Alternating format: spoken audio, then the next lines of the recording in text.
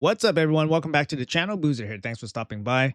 Hopefully, you guys have a great day so far. In today's video, I want to share with you guys some of my thoughts here in regards to the current brand new Proving Grounds dungeon. So if you guys haven't opened the game in a little bit or haven't been connected with the news, we do have a brand new dungeon in the game. It's called the Champion Proving Grounds. Now, this dungeon is a little bit different than the other ones since it does not require energy, but it does have this daily refreshing token system. You run the red tokens to run the stage, and then you can run the purple tokens to rerun whatever stage. Now, the aim of the game is to basically reach 3 stars on each of these stages so that you can get all of these rewards on this reward track to end up picking up all of this different gear. Now, the gear from this dungeon is going to drop you anomalous accessories. Basically, these are special accessories from existing sets like Stone Skin, Reaction, Protection that give you different stats on them. Not just the normal stats that we're used to on these accessories, but they give you stats like, for example, let's check out some of these accessories here. And they look a little bit different. So here we have a brand new accessory. It has these different stat multipliers here like boss damage minus, which means you're going to be taking less damage from bosses, 1.25%. In addition to some of the normal stats that we already know of already. So this is the type of gear you're going to be getting. Obviously, these are for min-max type of players, but you know what? These are going to be helpful, right? If you have a very nice piece, specialized piece, that you're using on a champion for a certain content, then, for example, damage reduction or increased damage might be more powerful than whatever stat it would have otherwise been, right? So obviously, this gives, some of these pieces of gear a lot of extra runway, gives people something to chase for and all that. That's cool. New gear, new optimization, new things to chase. That's cool. Now, the thing with this is that there is a point system here and it affects this leaderboard. So the leaderboard is very important as they give you access to some of these higher relics. So the relics do give you some, the relic materials do give you some access to some of the special relics in this dungeon that are exclusive in this dungeon. And they are pretty strong. They're not busted strong because they're only legendary rank right now. There's no mythical relics in this dungeon so far, but they do give you some extra rewards. So currently I'm level 13. You can kind of see my total score here, just about 60,000. And these are the teams that I've been using. So this is the big problem here with the Champion Proving Grounds is because it heavily weighs on these champions on the left-hand side here, the champion pools. So depending on the champions that you pick from the pools, you get a certain multiplier to your score, which is really, really big. So it really incentivizes players to use the champions from the pool. So if you're not using champions from the pool, your score is just not going to be that high. So for example, the champions that I'm using Marius and 4 of the champions that are in the pool, in the top tier pool, right? And it's basically allowed me to get about 20,000 per stage. Unfortunately, we're falling a little bit behind here. Oh, actually that's not true because I'm only 3 stages in. So some of these guys have already done 6 stages. That's why they pulled ahead of me. Oh, actually, I probably would be first if I went for my own team. So like I said, I'm using 1 single champion and then 4 of the other champions to help get me points. So again, I want to circle back here. And this is one of the big issues with this entire dungeon is that it really, really emphasizes using the champions on this left-hand side, right? So, what's the big problem? These champions are pretty good. You can make teams work, whatever. Well, the big problem is that it really forces us into going for these champions. These champions, some of them, you just can't pick them off of a shelf and use them nowadays. So this kind of sets a precedent for the future because this means that every single event champion potentially will show up in this champion pool in the future, right? And then could be used in this kind of capacity to get some more, make your proving ground stages easier, give you more points, allow you to compete on the leaderboard so that you can get some better rewards, etc., etc. Obviously, not everyone's going to be able to compete on the leaderboard because you still need good gear and all that. This is pretty locked in content. So not everybody is going to be able to tackle this dungeon, and that's totally fine. I think that's totally fine. Not everybody needs to be able to jump into a brand new dungeon and be able to clear it right away. That's the thing, right? So if you're a brand new player or if you're a progressing player, there's so much stuff to do in this game. Proving grounds is probably not something you should be heavily focused on. Similar to how in the beginning, Sand Devil, are just not dungeons that you really need to be focusing on like that much, because first of all, they're super restrictive. So like Sand Devil, Proving Grounds, they're going to be super restrictive dungeons. These are just areas that you're not going to be able to tackle until you stabilize your roster, until you get a good foundation of gear on. Same for Curse City.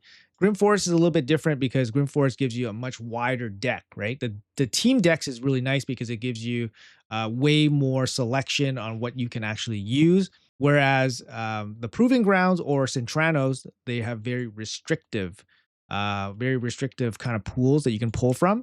But you can still use other champions to finish off these stages. You just won't be getting the 3 stars that easily if you don't have these champions in your teams.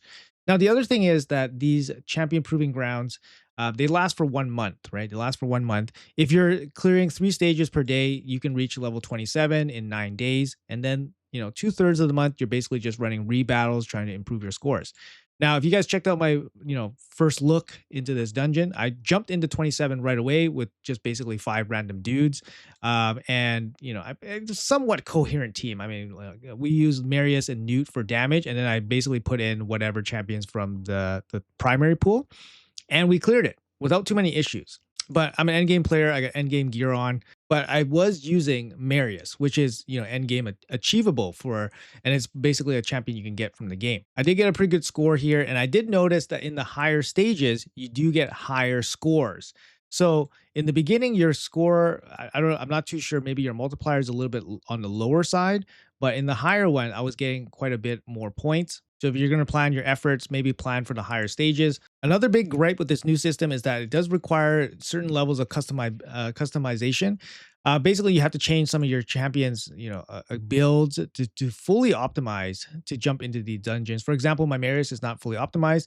He's using, Soul Reaper instead of Crushing Ren, for example. So, these kind of things are just additional costs.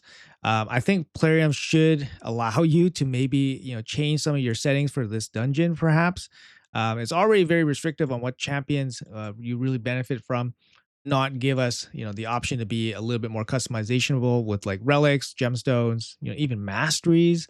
Yeah, it's just it this is basically like, yeah, it's basically like Centranos packaged into a dungeon.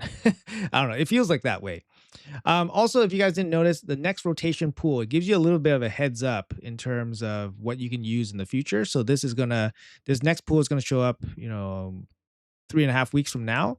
It's going to include the champions from the Web of Corruption, but it's also going to include 5 additional champions.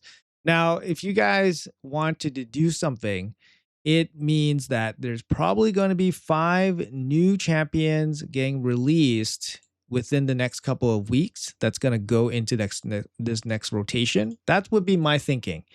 And if you notice from the primary pool here, these are all the champions from the Web of Corruption, all 6 of them. So perhaps this 5 is maybe the 5 champions from the Echo of Oz, which is happening right now. I'm just gonna throw that out there. I think that kind of makes sense. I will say that stage 1 is actually quite difficult to get through, and I think stage 1 is more difficult than the other stages so far, stage 1, 2, and 3. So it's not a good first look for new players to jump into this new dungeon and then get absolutely wrecked on stage 1. A lot of people have been complaining, saying that stage 1 they can't even get through, which is super disheartening to hear, especially for new content, right? So, Plarium probably should have put a little bit more thought into maybe like just the difficulty scaling. And I could tell stage 1 is already, a little bit on the difficult side. But let's talk about some good things about the champion proving ground, right? So first up, we do have these token systems, which means it's going to be a free dungeon. You gotta jump in here, do whatever you can, pick up whatever you can, and then walk away. There's no stress. You're not really costing yourself anything, right? You can buy the refresh tokens, but you're not going to spend gems on that unless you're like really chasing the leaderboard standings. So I think that's a good thing. It's a free, dungeon. Don't fret too much about it if you can't do super well. The leaderboard stuff, this is definitely for min maxers. You kind of go hard for it. Top 15 will get extra loot, extra gear, and then out of 100, I think it's okay. I think it's a decent amount. But like I said, it requires some tinkering to get some of these, optimized scores. And all this tinkering is going to cost us resources. It would be nice if Plarium perhaps threw out, a 1 day free blessing swap day, or a token for a 24-hour free token swap, for free blessing swap, free mastery swap. Same thing as what they did with the silver swap. They had silver, like no silver cost to swap gear events, like multi-day events, and then they started giving us tokens for free gear swapping, right? So why not give us those type of tokens, those types of events for mastery swapping, blessing swapping, relic swapping, like all that stuff, just to alleviate some of those resources, right? Especially when we have a dungeon that requires tinkering. When you really boil it down, it's just Plarium being very, very sneaky. It requires the champions on the left hand side in these pools, which means that they're giving you lots of incentive to pick up these champions, whether they're good or not.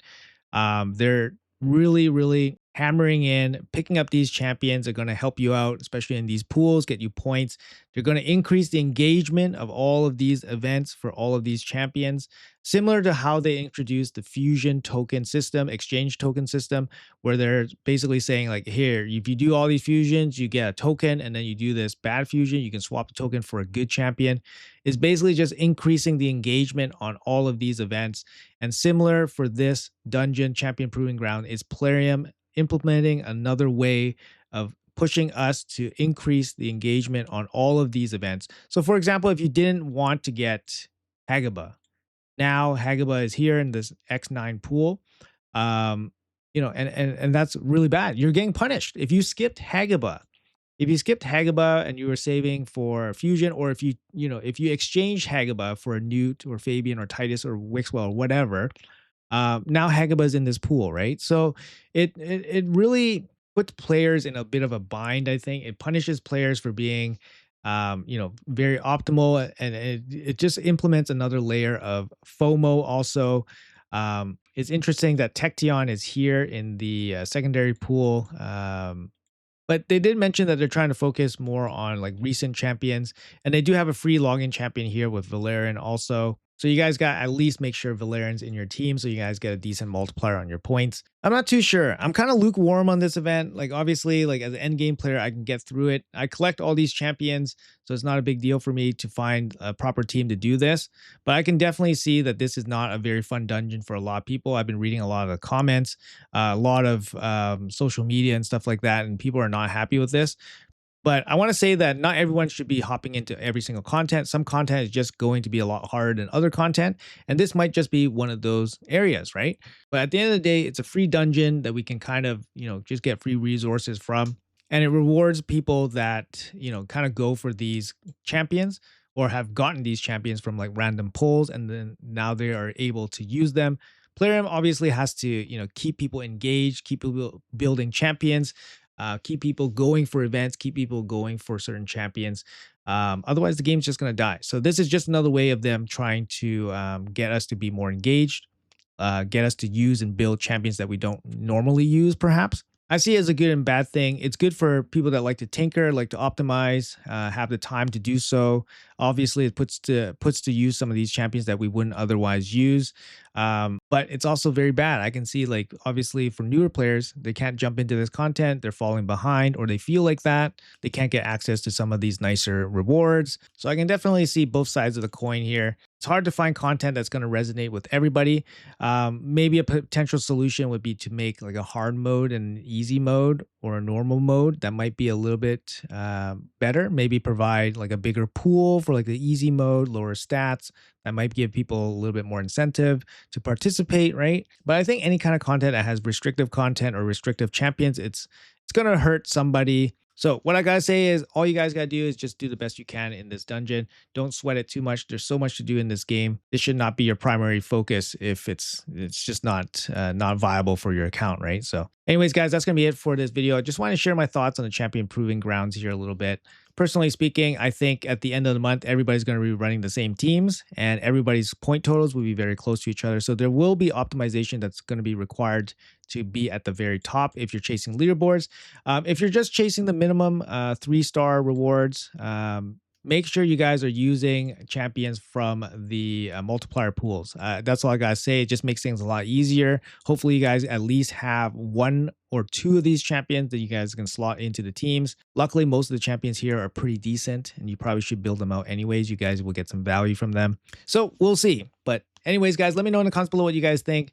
Do you guys like the content? Are you guys engaging with it? What would you like to see change, etc.? And let me know if you guys have any crazy teams that you guys are rocking. Thanks so much for watching the video. Thank you guys for sticking to the end.